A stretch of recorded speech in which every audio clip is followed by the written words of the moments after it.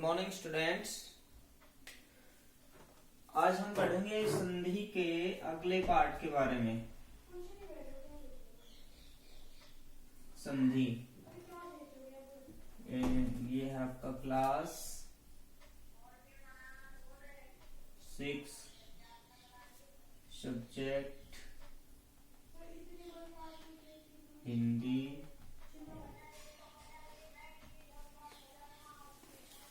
संधि।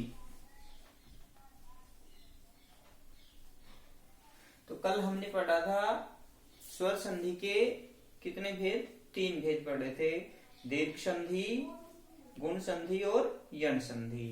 अगला है आपका वृद्धि संधि। वृद्धि संधि इसमें क्या होता है, जब ए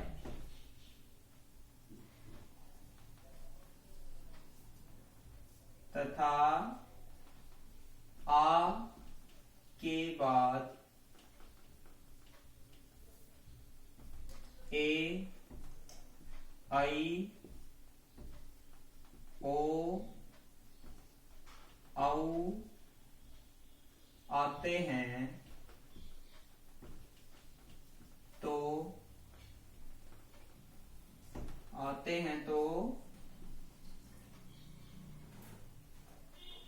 ए प्लस ए बराबर आई, ए प्लस आई बराबर आई, ए प्लस ओ बराबर औ और ए प्लस औ बराबर क्या हो जाता है? औ आदेश हो जाता है। इसे क्या कहते हैं हम? वृद्धि संधि कहते हैं कि जब ए और आ के पश्चात ए, आई, ओ, औ आते हैं तो ए और ए का मिलकर क्या बन जाता है? आई हो जाता है। ए और आई का मिलकर भी क्या हो जाता है? आई हो जाता है। और ए और ओ का मिलकर भी क्या हो जाता है? औ हो जाता है। और ए और औ का मिलकर के भी क्या हो जाता है? औ हो जाता है। जैसे एग्जाम्पल है 1 प्लस 1। यहाँ कै के अंदर क्या है? ए है, यहाँ है ए, तो दोनों मिलकर के क्या बन गया? 1 का 1। ठीक है। दूसरा एग्जाम्पल है आपका मत धन 1 कै। मत प्लस 1 कै, तो ए और आई मिलकर के भी क्या बनते हैं? मतई कै। इस तरह से ए और आई और ए और ए दोनों के स्थान पे क्या होता है? आई हो जाता है। ऐसा ही अगला एग्जाम्पल है आपका ए और ओ का। ए और ओ का उदाहरण है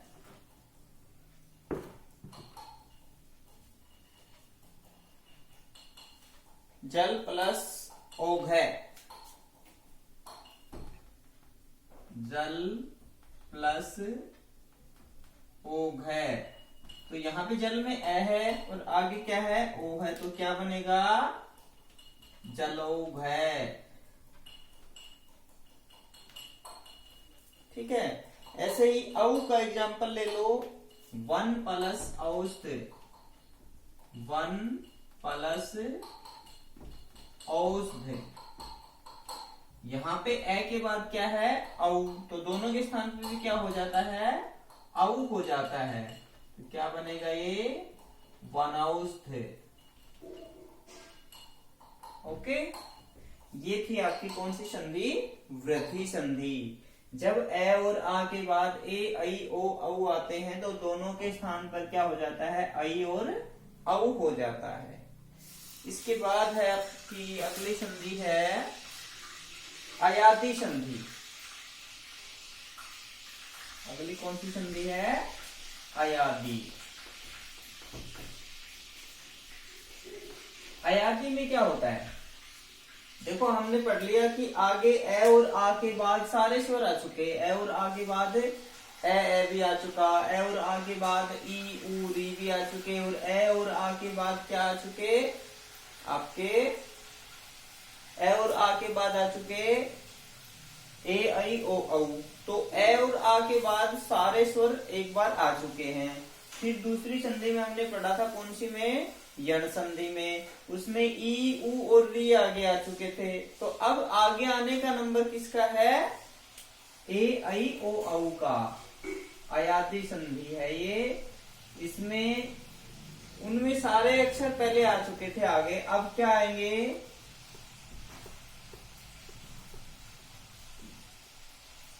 जब ए आई ओ और औ के पश्चात कोई भी स्वर आता है, कोई भी स्वर आता है, तो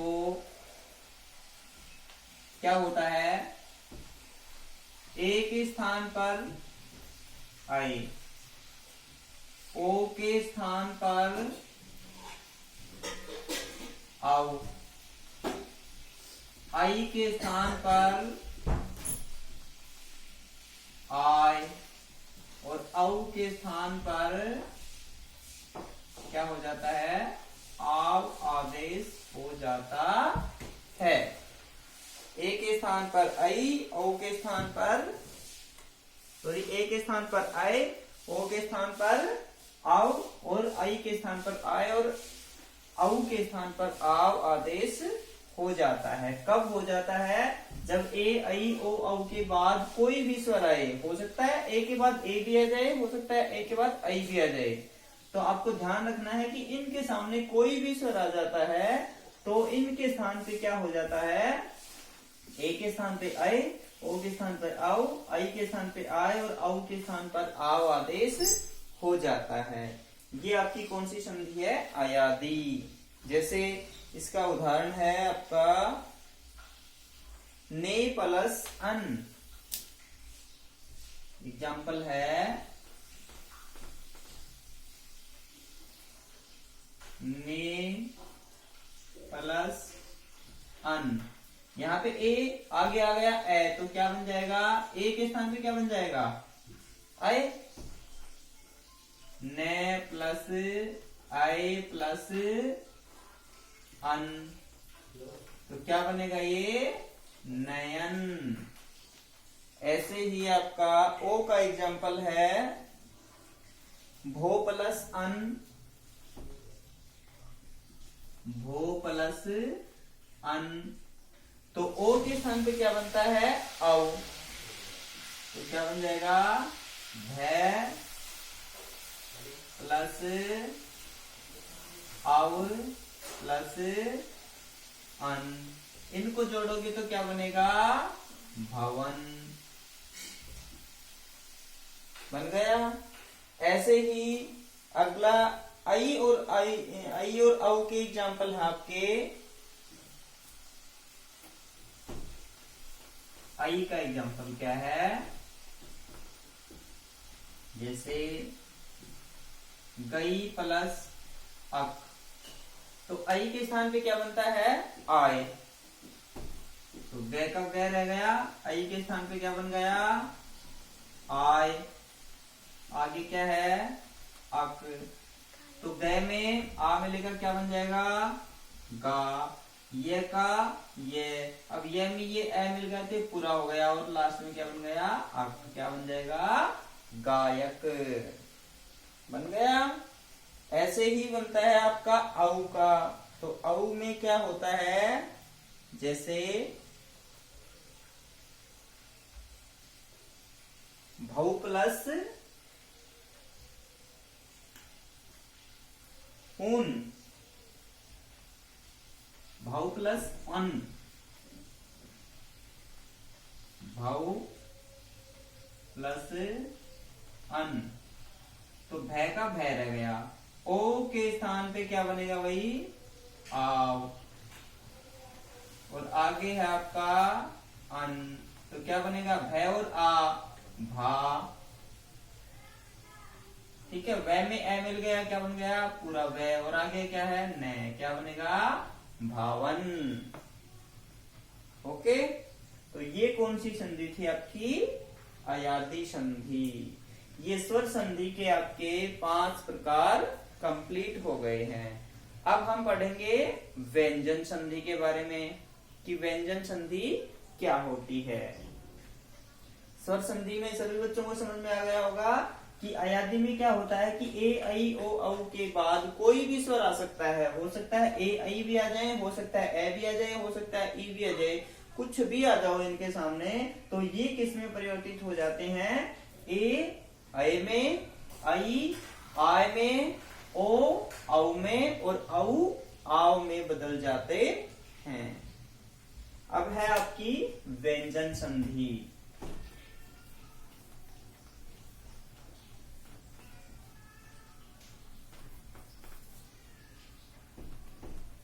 व्यंजन संधि क्या होती है,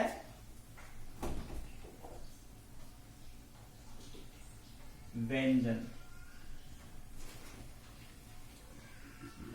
व्यंजन संधि में जब किसी व्यंजन के सामने कोई स्वर या व्यंजन आता है तो उन दोनों के मेल से जो परिवर्तन होता है वो क्या कहलाता है, आपका व्यंजन संधि कहलाती है। तो इसके कुछ रूल रेगुलेशन दे रखे हैं, इसके नियम होते हैं कि कौन सा अक्षर आएगा तो कौन सा अक्षर हो जाएगा। तो वो नियम हम पढ़ते हैं। तो पहला नियम है आपका, यदि वर्ग के पहले अक्षर, वर्ग का पहला अक्षर कौन सा होता है, वर्ग क्या होते हैं आपके व्यंजन के वर्ग बनाए गए हैं। एक तो स्पर्श, पहले आप व्यंजन के टाइप्स पढ़ेंगे, व्यंजन के प्रकार कितने होते हैं, 3 प्रकार होते हैं, अंतस्थ, आपका स्पर्श, अंतस्थ और ऊष्म।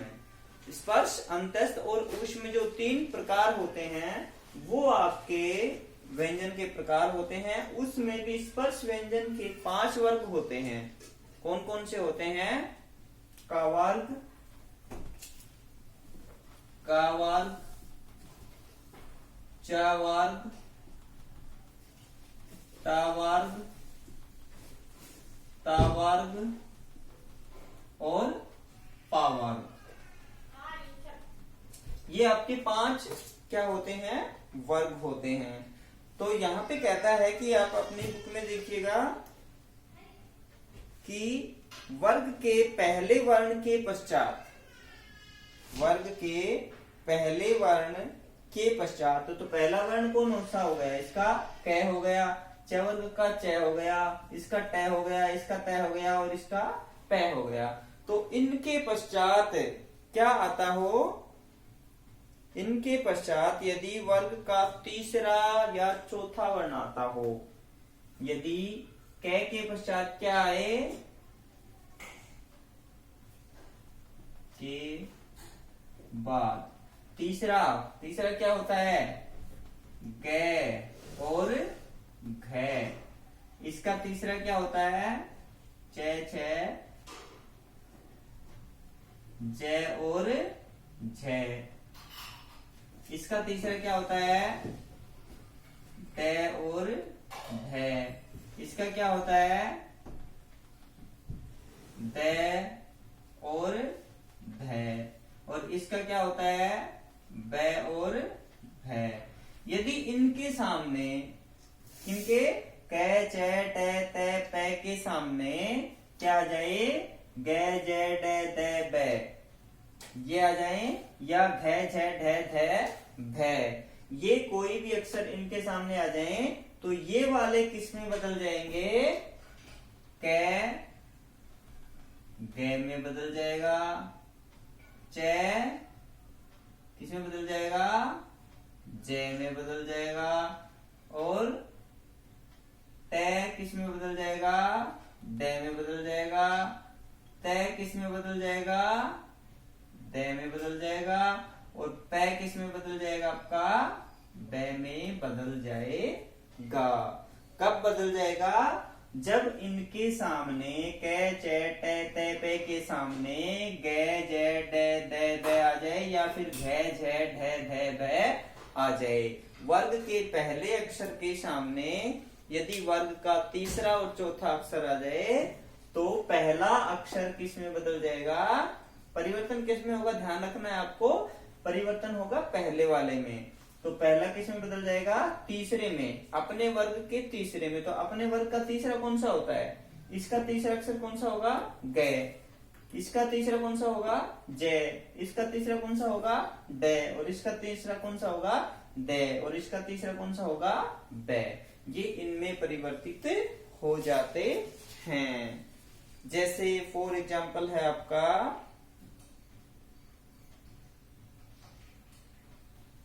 इसमें एक चीज और रह गई हुई, इसमें आपके कोई भी स्वर भी आ सकता है।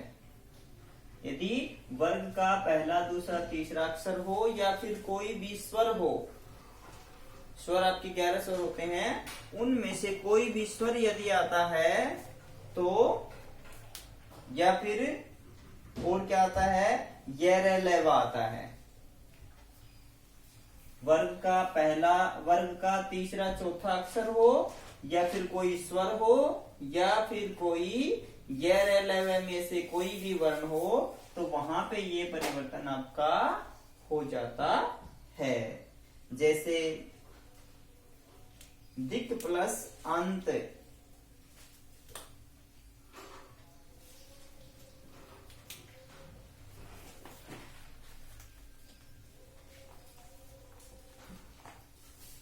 आपको दोनों एग्जांपल देके दिखाता हूं, स्वर का भी और तीसरे अक्षर का भी। जैसे है दिक प्लस अंत। दिक प्लस अंत क्या बनेगा? दिगंत।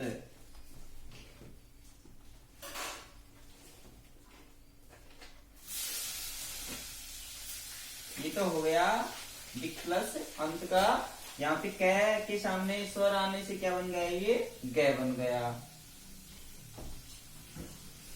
यहाँ पे दिक प्लस गज, ये क्या बनेगा? दिग्गज।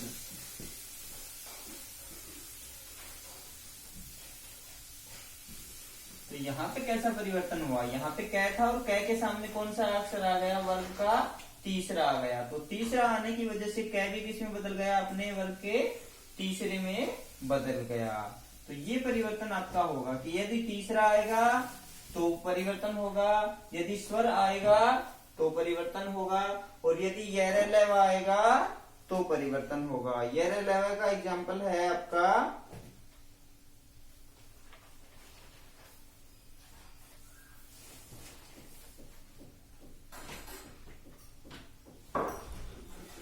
षट प्लस आनंद, जगत प्लस आनंद। जैसे जगत प्लस आनंद क्या बनेगा? जगदानंद। जगदानंद क्यों बना भाई? यहाँ पे तय के सामने क्या आ गया? आ गया। आ एक स्वर है, तो स्वर आने की वजह से ये किस में बदल जाएगा? तय द में बदल जाएगा। और द में बदलने के बाद इसमें क्या मिला देंगे हम? आ मिला देंगे। तो क्या बन जाएगा? ये जगत प्लस आनंद। ये हलंत आएंगे, ये आगे वाले अक्षर जितने भी होंगे ये आधे मिलेंगे आपको। ठीक है, बाकी एग्जाम्पल आपकी बुक में दे रखे हैं, आप सोल्व करके देख सकते हो। अगला नियम है, ये तो था वर्ग का पहले अक्षर के सामने तीसरा या चौथा अक्षर आने पर या फिर कोई स्वर आने पर या फिर कोई अंतस्थ व्यंजन आने पर क्या परिवर्तन हो जाएगा? पहला अक्षर अपने वर्ग के तीसरे अक्षर में बदल जाएगा। अगला नियम क्या कहता है कि यदि वर्ग के प्रथम वर्ण के बाद न या मैं आए, यदि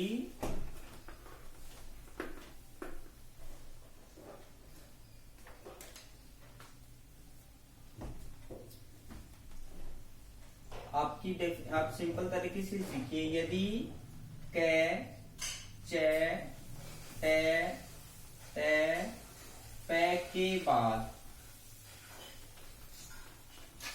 न या मैं आए तो पहला अक्षर, तो क्या होता है, पहला अक्षर, पहला मतलब वर्ग का पहला, तो वर्ग का पहला अक्षर अपने वर्ग के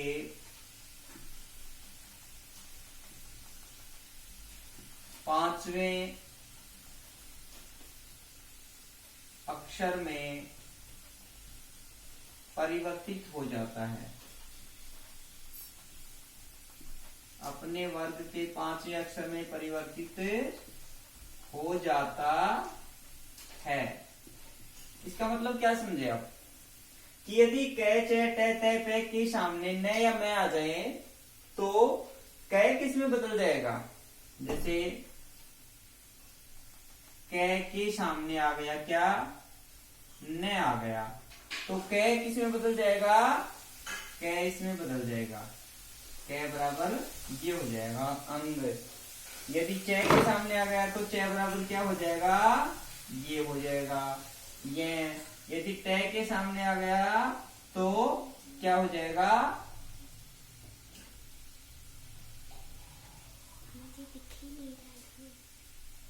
यदि टे के सामने आ गया तो क्या हो जाएगा भाई, अण है, क्योंकि इसका हर एक वर्ग का जो अंतिम वर्ण होता है वो हो जाएगा। जैसे फॉर एग्जाम्पल है आपका वाक प्लस में, उदाहरण है वाक धन में। अब वाक के सामने क्या आ गया, मैं आ गया, तो मैं आने की वजह से कै किस में बदल जाता है, अपने वर्ग के पांचवें में, तो ये बन जाएगा वांग में। ठीक है, ऐसे ही आपको उदाहरण देता हूं मैं, षट प्लस मास, षट धन मास, क्या बनेगा, टे के सामने मैं आ गया तो टे का पांचवा वर्ण क्या होता है, अण होता है, क्या बनेगा ये, क्षणमास, क्षण मास। ऐसे ही आपका आता है उत्धन नयन, उत्धन नयन, तो क्या बन जाएगा, तय किस में बदल जाएगा, न में, क्या बनेगा, उन्नयन। ये था आपका व्यंजन संधि का दूसरा नियम। ठीक है, अगला इसके बाद आता है नियम नंबर 3। उसमें क्या होता है,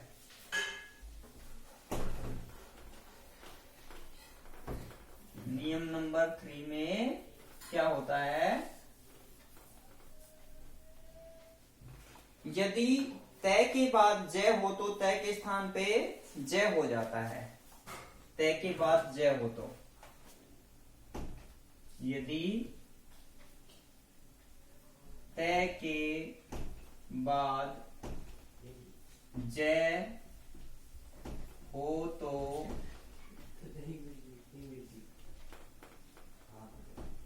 तय के स्थान पर जय हो जाता है। तय के स्थान पर जय हो जाता है। जैसे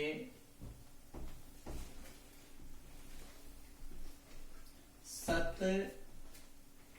धन जन, सत प्लस जन का क्या बनेगा, यहाँ पे तय है, आगे जय आ गया तो तय के बाद जय आने से क्या बनता है, तय किस में बदल जाता है, जय में। तो क्या बनेगा ये, सज्जन। ठीक है।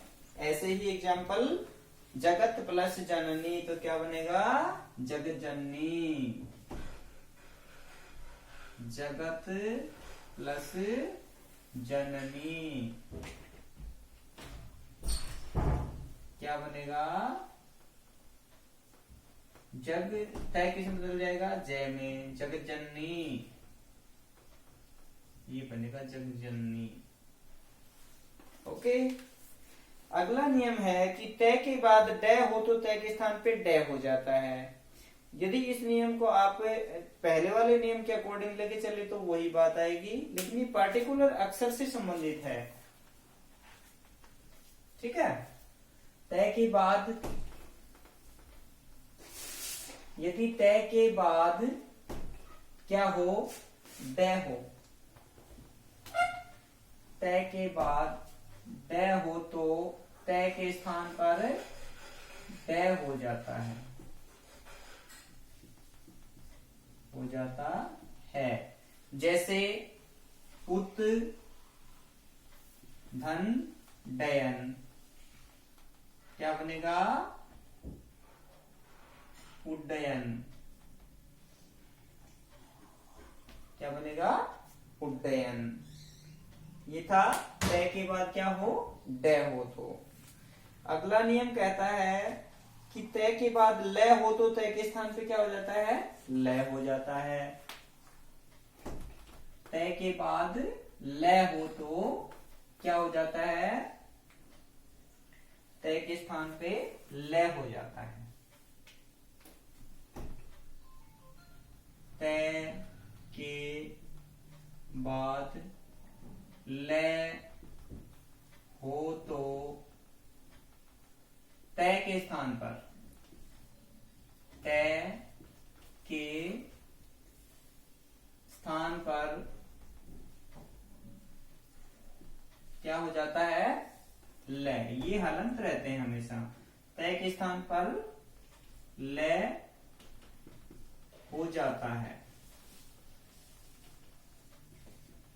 जैसे तत् धन लीन, तत् धन लीन क्या बनेगा, तल्लीन। तत् धन लीन, तल्लीन।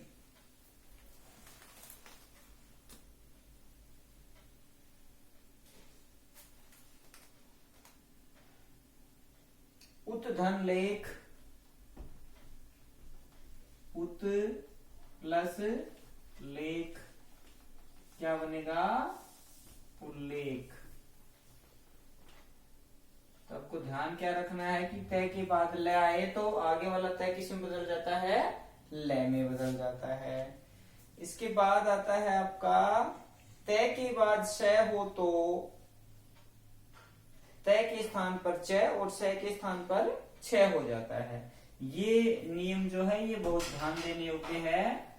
क्या हो कि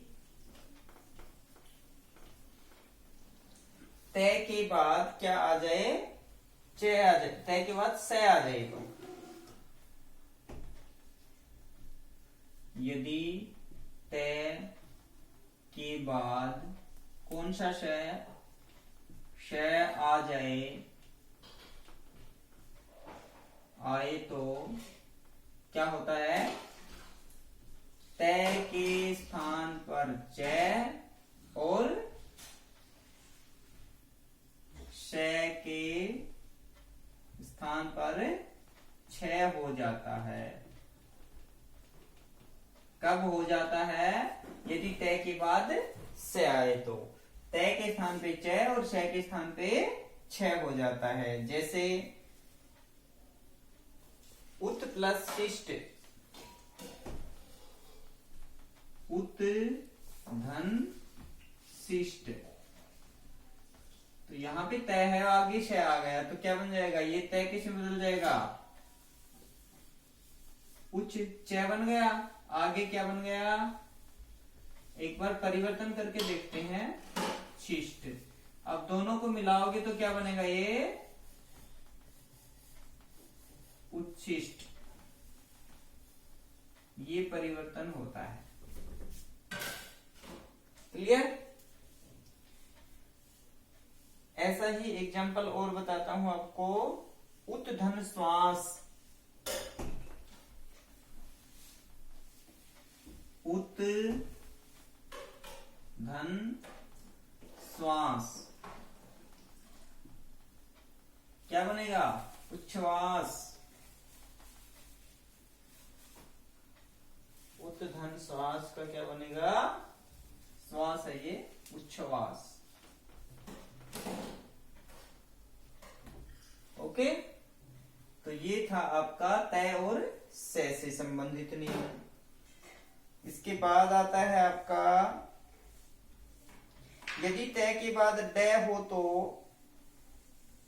तय के बाद है हो तो तय का द और है का ध हो जाता है।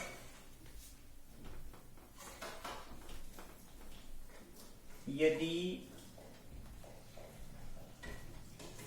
तय के बाद है आ जाए,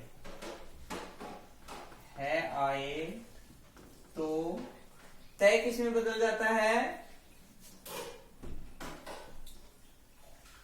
तो तय बराबर द हो जाता है, और है बराबर, है भी बदलेगा और तय भी बदलेगा, दोनों बदलेंगे। यहाँ पे है किस में बदलेगा?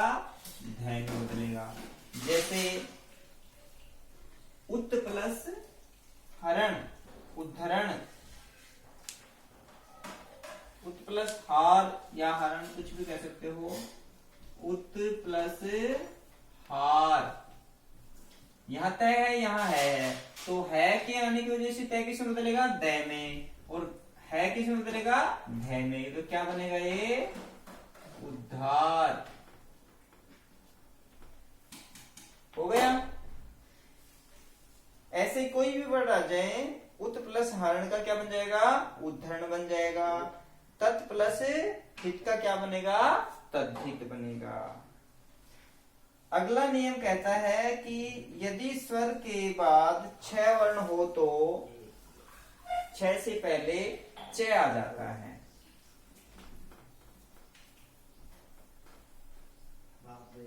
यदि स्वर, व्यंजन के साथ कोई स्वर हो और स्वर से पहले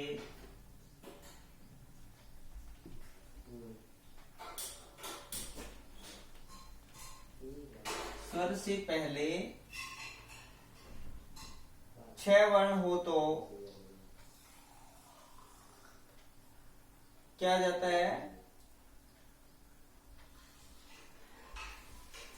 यदि स्वर के बाद 6 वर्ण हो तो, सॉरी बाद की बात है, यदि स्वर के बाद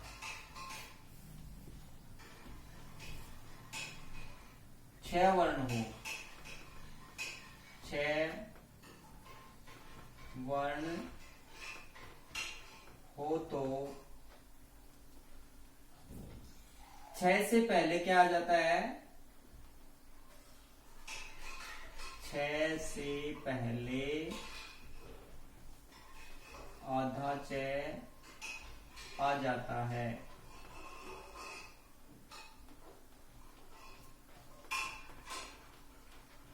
आ जाता है।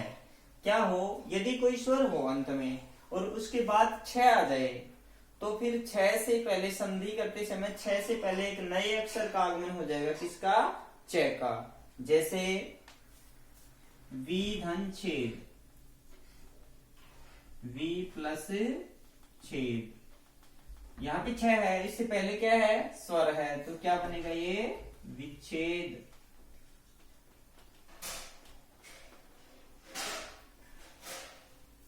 ठीक है। अनु प्लस छेद, अनुच्छेद। अनु प्लस छेद क्या बनेगा? अनुच्छेद। क्यों बना भाई? क्योंकि यहाँ पे स्वर के बाद क्या है? 6 वर्ण है। तो ये था आपका 6 से संबंधित नियम। अब है अगला नियम, क्या कहता है आपका? यदि मैं के बाद स्पर्श वर्ण क से मैं तक का कोई भी व्यंजन आए तो मैं का अनुस्वार हो जाता है। देखो ये नियम क्या है, क्या कहता है कि यदि मैं के बाद स्पर्श व्यंजन का कोई भी वर्ण आए, यानी क से लेकर के मैं तक का कोई भी वर्ण आ जाए तो मैं का क्या हो जाता है? अनुस्वार। कब? मैं के बाद कोई व्यंजन आए तो। यदि मैं के पश्चात कोई व्यंजन आए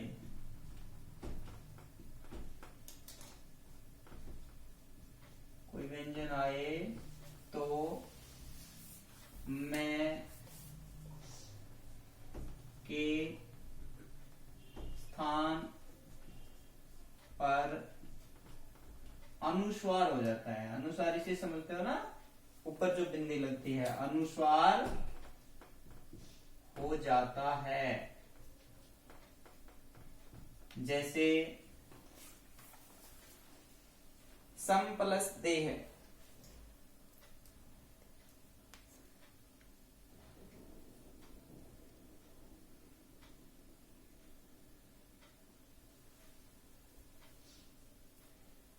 मैं का अनुस्वार अथवा बाद वाले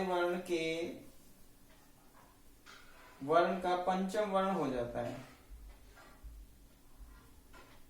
इसमें दो चीजें होती हैं, मैं का तो अनुस्वार हो जाता है और जो बाद वाला वर्ण होता है उसका पंचम वर्ण हो जाता है। इसमें दो विकार से होते हैं। यदि आप कोई भी करना चाहो तो जो अंतिम वर्ण आएगा उसका पांचवा भी हो सकता है और मैं के स्थान पे क्या हो सकता है? अनुस्वार भी हो सकता है। जैसे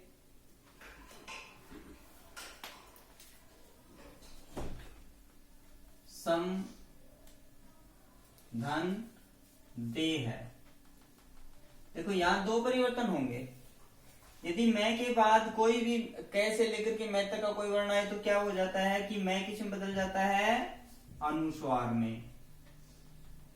या फिर यदि अनुस्वार नहीं करें तो भी क्या हो जाता है? दूसरा परिवर्तन भी क्या होता है कि सामने वाले वर्ण का पंचम वर्ण हो जाता है, यानी सामने वाले वर्ण के वर्ग का पांचवा अक्षर हो जाता है। अर्थात यहाँ पे क्या हो जाएगा? सम प्लस देह का दो तरीके से बनेगा।